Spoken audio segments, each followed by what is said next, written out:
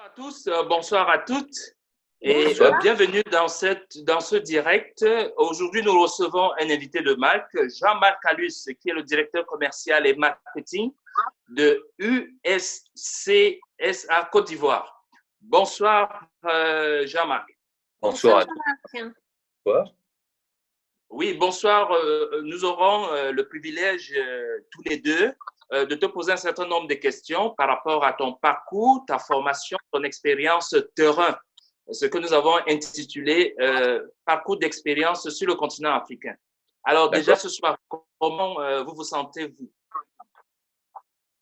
Eh bien, moi, très bien. Donc, je vais me présenter quelque part. Après une enfance africaine en Côte d'Ivoire, entre autres Gabon, Cameroun, etc. J'ai fait des études supérieures en commerce international en Europe, en France. Ensuite, j'ai créé plusieurs sociétés SAS, SA, holding financière, tout en lien avec, alors sûrement par atavisme, tout en lien avec le commerce océan Indien et Afrique noire, où j'allais quasiment 10, 15 jours, mais par mois, tous les mois. Voilà. Donc, à l'issue, travaillant quelque part toujours un peu seul, j'ai eu l'occasion, ayant métissé un certain mes réseaux de connaissances, d'amis, d'avoir une demande du groupe USC par son président, M. Sali, qui est aussi de Honoris Causas, président de mes entreprises, entre autres, puisqu'il en a mis plusieurs. Il intervient également à l'ONU, qui souhaitait donc revoir en gros toute la partie commerciale, marketing de ces entreprises basées à Abidjan et ailleurs. Voilà. D'accord. Donc, j'ai fait le pari de partir. J'ai tout en France, on va dire, mais du jour au lendemain, enfin sous 10 jours. Et j'ai atterri, mais Je là-bas, n'entends rien. et j'ai atterri, mais là-bas, quelque part, donc, de manière rapide. Voilà. D'accord. Tu voulais lui poser une question?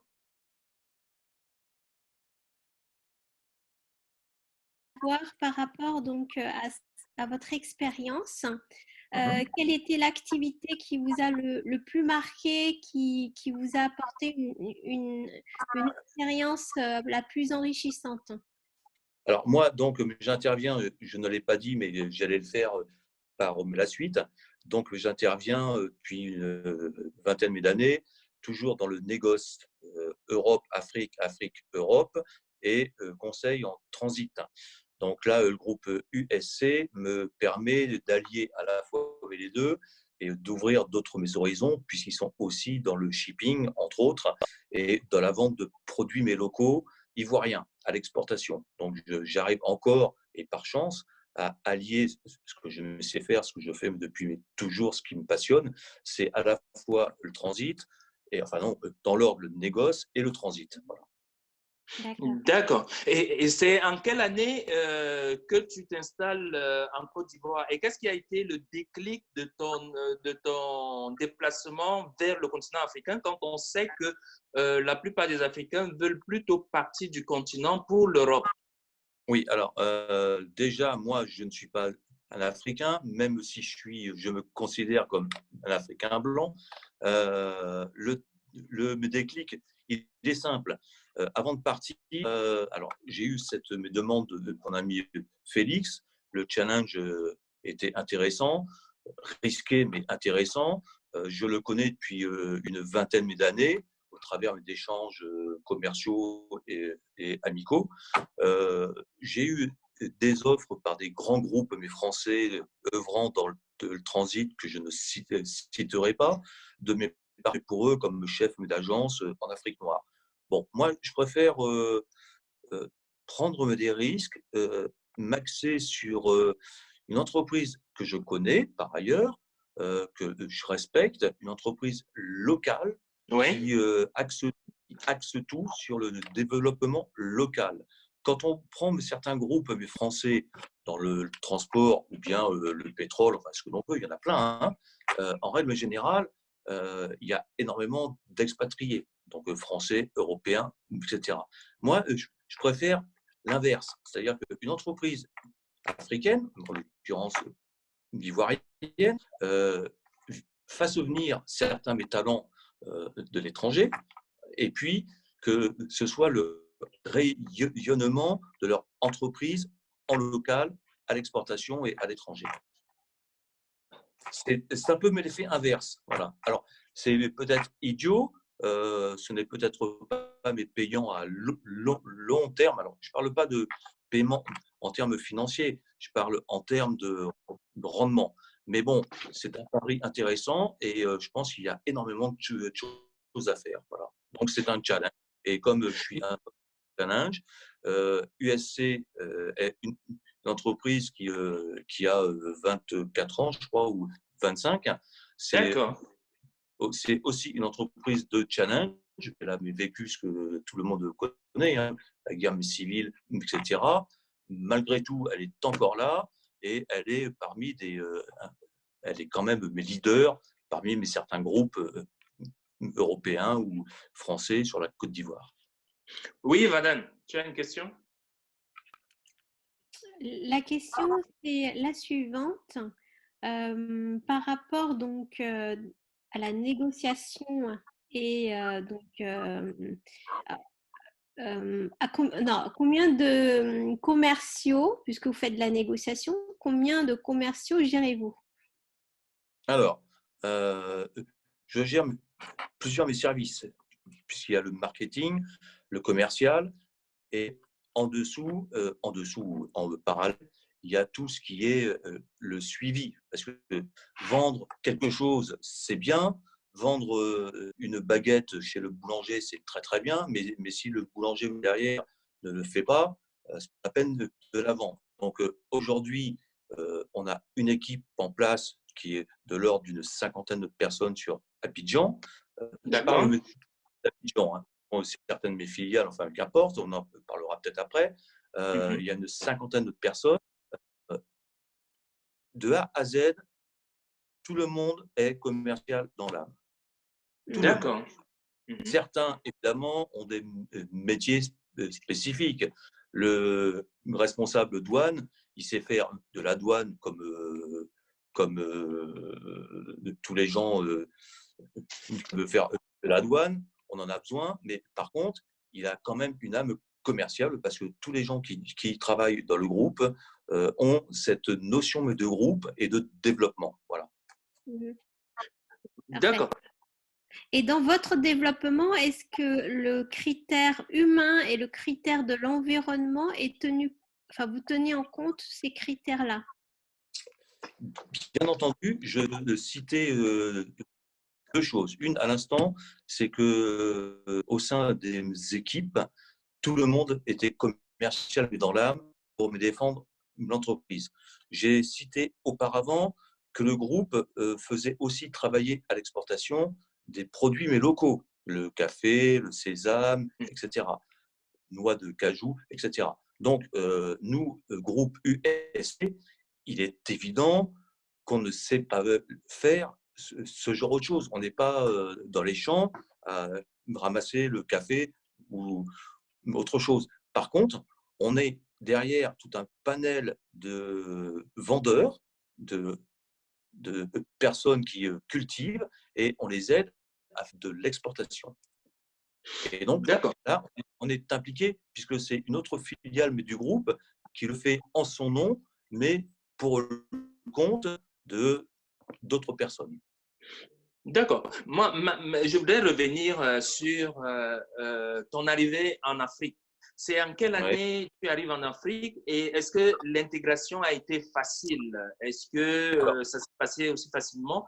Parce que je le dis par rapport aux Africains qui arrivent en Europe, parfois, ce n'est pas évident.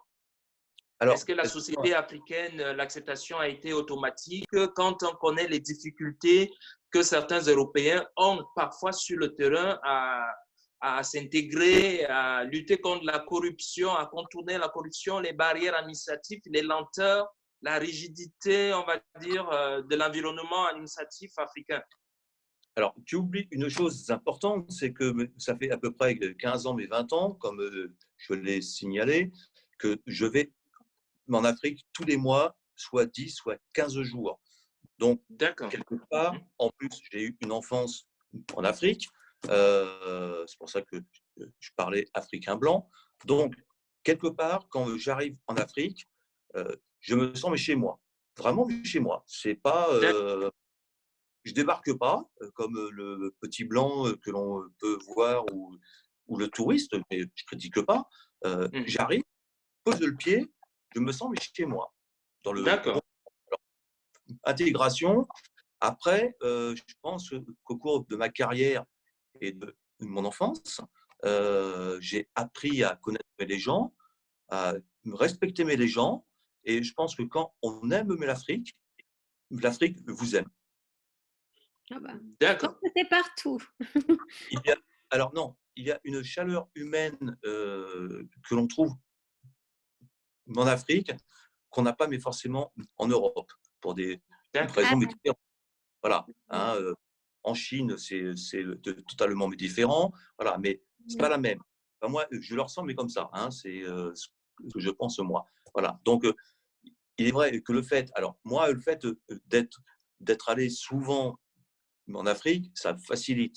Par contre, celui qui me débarque en Afrique à 40 ans, qui ne connaît rien à l'Afrique, il va être perdu parce qu'ils ont un mode de vie qui est totalement différent d'une autre. Ça, c'est clair. Par contre, si il est prêt à comprendre, analyser les choses, comprendre, accepter qu'il y a des différences, il n'aura aucun problème. C'est tout.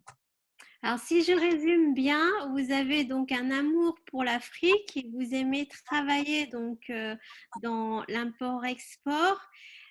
Pour aider l'Afrique, serez-vous d'accord pour éventuellement faire un engagement moral avec une ONG qui essaye justement de faire avancer des projets humanitaires avec les professionnels donc dans les divers domaines économiques? Alors, moi, je vais être clair et brutal. Il y a à peu près une dizaine d'années, quand j'avais plusieurs mes sociétés que je dirigeais en France, j'étais trésorier d'une ONG qui, à l'époque, s'occupait sur le Sénégal, vous avez peut-être entendu me parler de ça, Mhm. en lien avec Madame Ouad, de la case des tout-petits. C'est-à-dire Ouais. créer des ludothèques dans chaque de mes villages. Il y en avait eu 1000 prévus. Notre credo à nous, c'était aider, oui. Mais par contre, il faut que les gens locaux se prennent aussi en main. C'est-à-dire que Tout à aider. fait. Je suis entièrement d'accord avec vous. Et en fait, si je vous pose cette question, c'est pas du coup, c'est intéressé parce que je suis fondatrice d'une ONG qui s'appelle l'ONG Buddha Child, donc respect et espoir des êtres.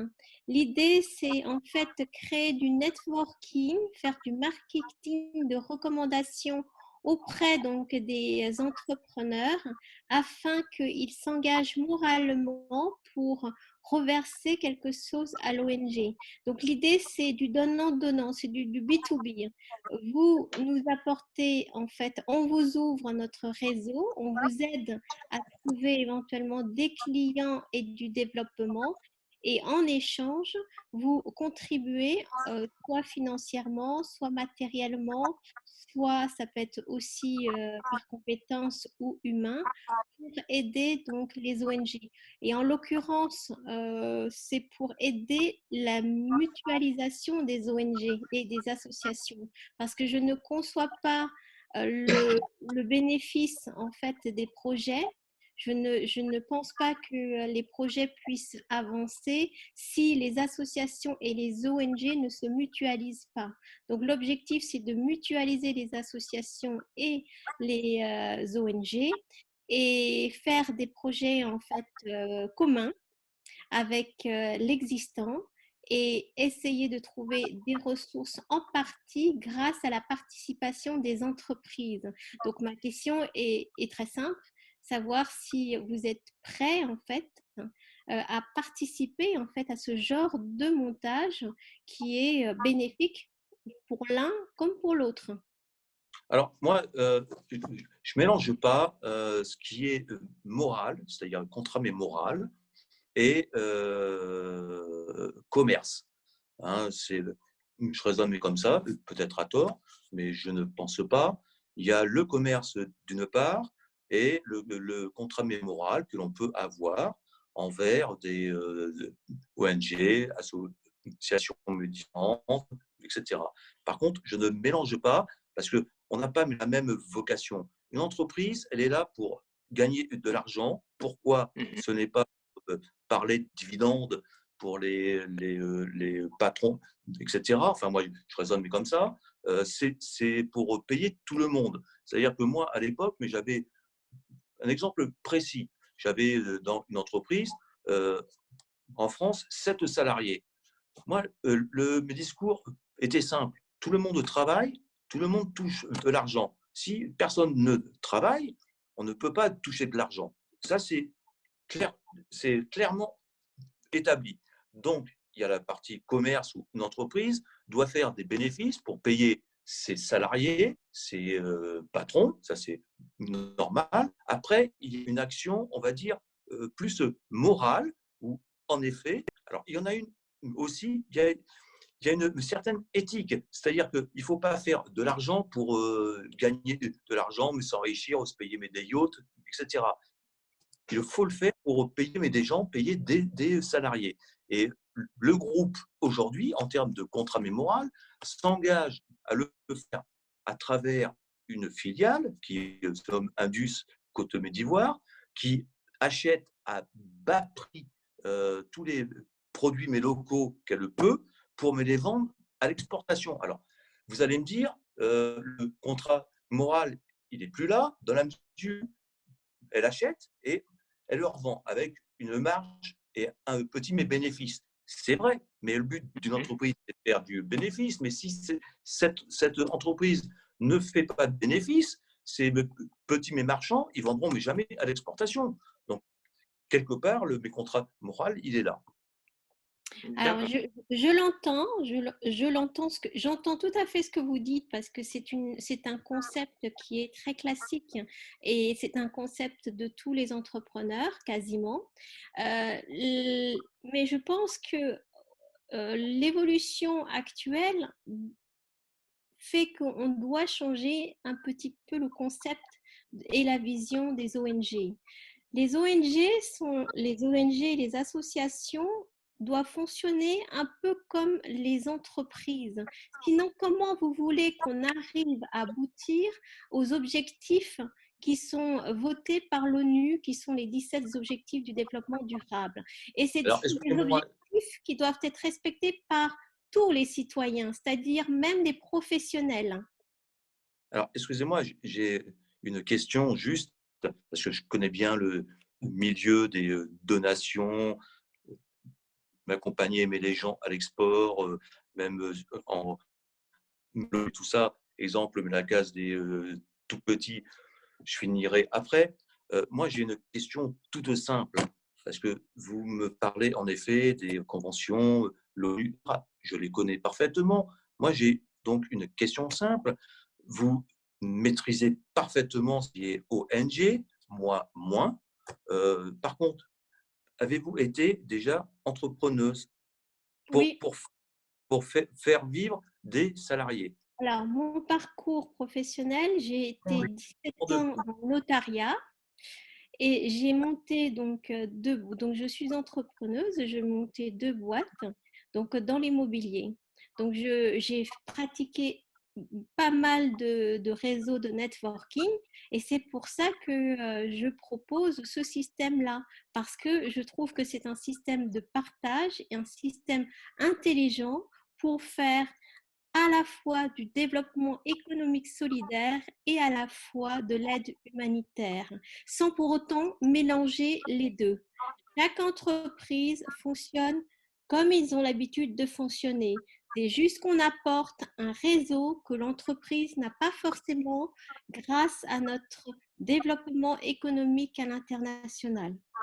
Mais alors, s'il y a un échange gagnant mais gagnant, c'est malheureux de parler mais comme ça, mais clairement, mais c'est ça, il n'y a aucun souci. Mais pour me Ah ben finir c'est avec ça que Mélacase, je vous parle, hein.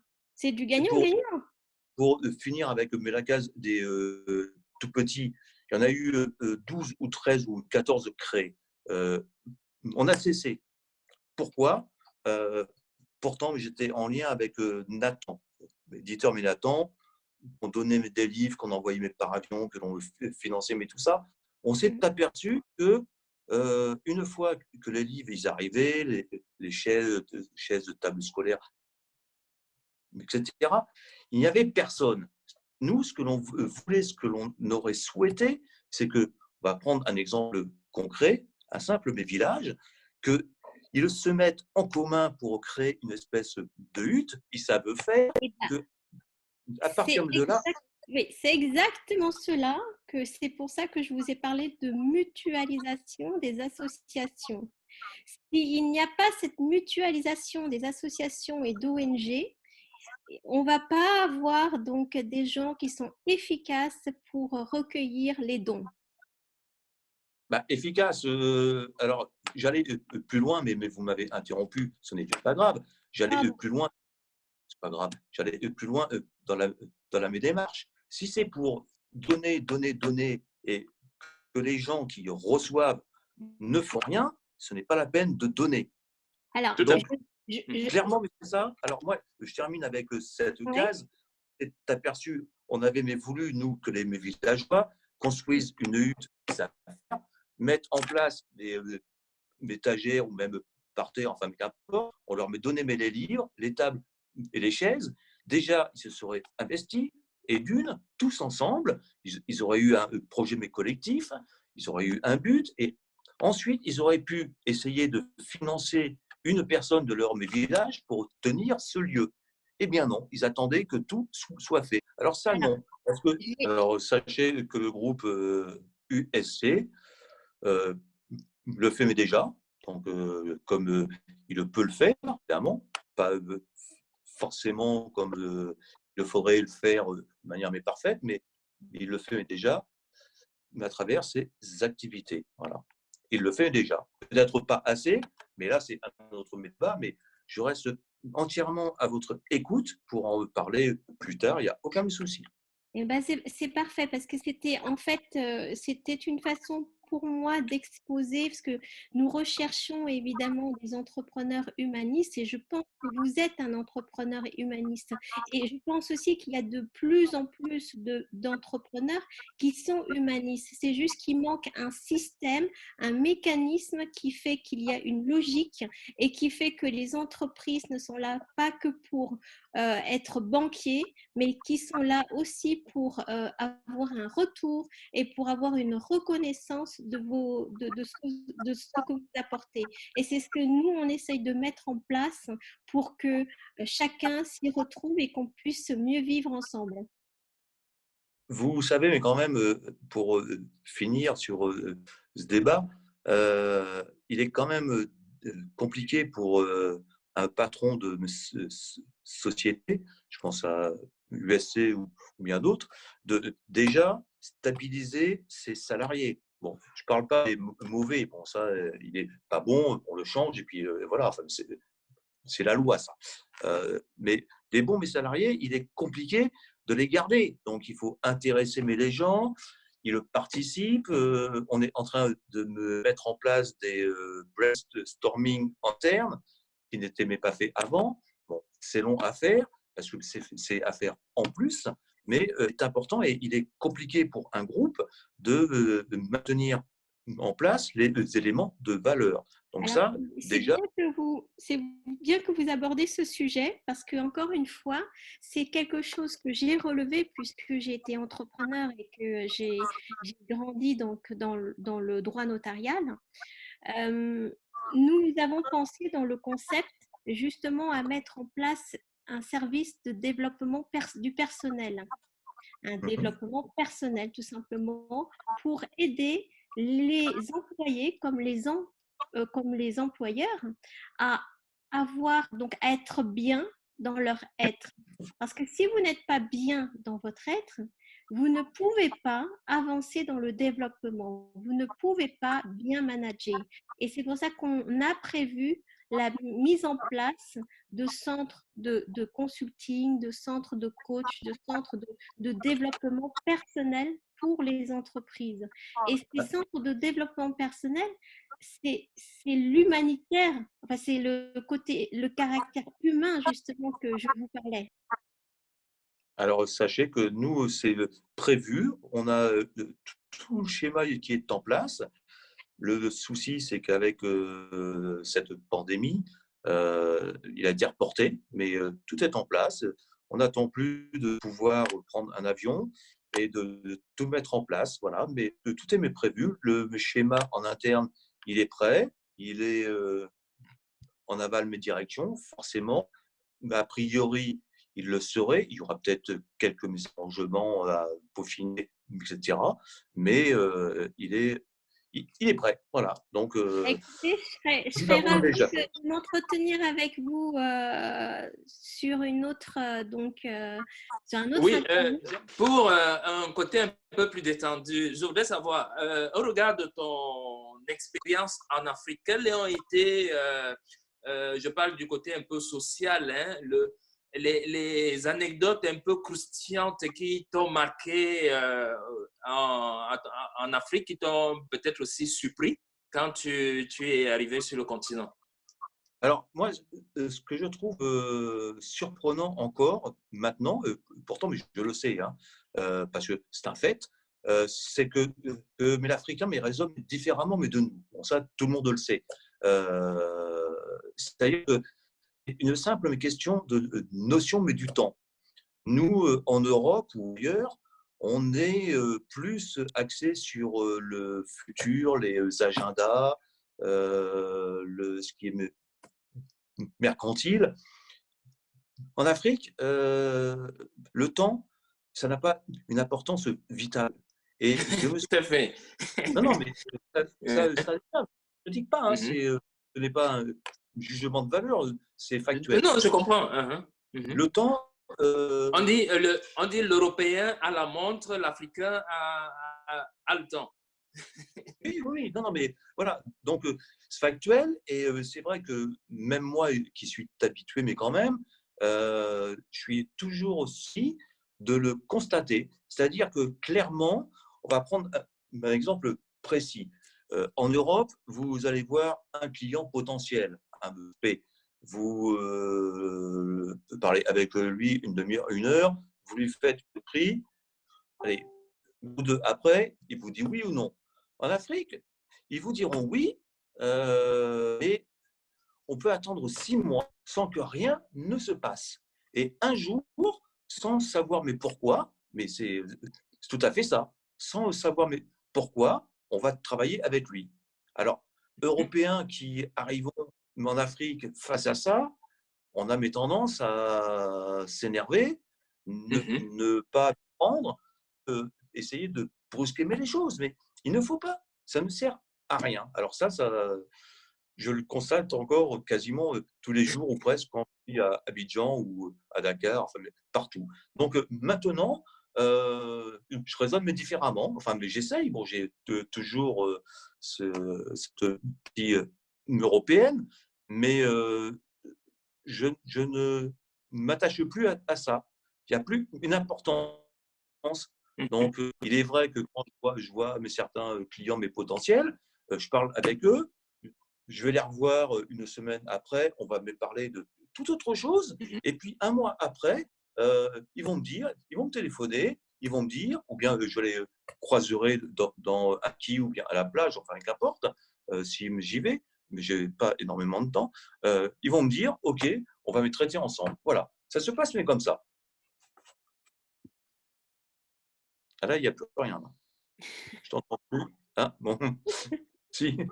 Vous avez entièrement raison sur, sur votre analyse.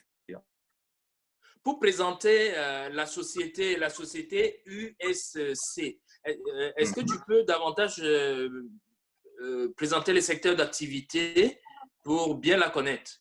Bien sûr, mais j'allais y venir. Mais entre-temps, j'ai été pris à partie par une charmante dame sur la partie Non, non, morale. elle n'est pas, Non, mais c'était pour vous mettre en valeur, justement. voilà, Bon. c'était un peu pour Pourquoi j'en ai besoin vous alors? pousser. Alors, USC, c'est un groupe créé, il me semble, en 97 ou à une année près, mais c'est ça, par Monsieur Messali. Bon, moi, j'étais à l'époque correspondant de sa boîte en France, enfin, pendant X temps. Et il était axé sur le transit, le transport. C'est-à-dire le transit, bah, c'est un simple mécolis, mais qui part d'Europe, qui arrive à Abidjan ou bien ailleurs.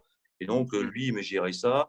Moi, j'étais en amont parmi d'autres. Hein, et comme lui, moi, parmi d'autres sur Abidjan. Ensuite, il s'est développé. Il a mis en place, avec intérêt profit ailleurs, d'autres axes, c'est-à-dire le shipping. Donc, il prête maintenant il a trouvé de le faire, c'est autorisé, c'est tout à fait légal, donc ça va du transport, donc le fret pur et dur, au shipping, les navires qui sont consignés, mais chez nous, des navires entiers, donc le groupe s'occupe uniquement de la manutention portuaire, c'est-à-dire le navire, il arrive, on est chargé de tout gérer à bord pour remettre à chaque client. Le client peut être une société de transit. Voilà. Et aussi sur le pétrole, sur les chargements entiers de navires au pétrole, qui était en baisse depuis un an, semble-t-il, pour des raisons qui m'échappent encore, ou peut-être simplement le client. Voilà. Donc là, c'était énormément de contrats. Et entre-temps, je fais vite, hein, parce qu'il y en avait tellement que, voilà, même moi, je n'ai pas fait le tour encore. Et il a donc créé aussi Indus, qui est une société de négoce et plus axée sur les produits locaux qu'on exporte sur l'Europe ou en Chine ou où on peut. Voilà.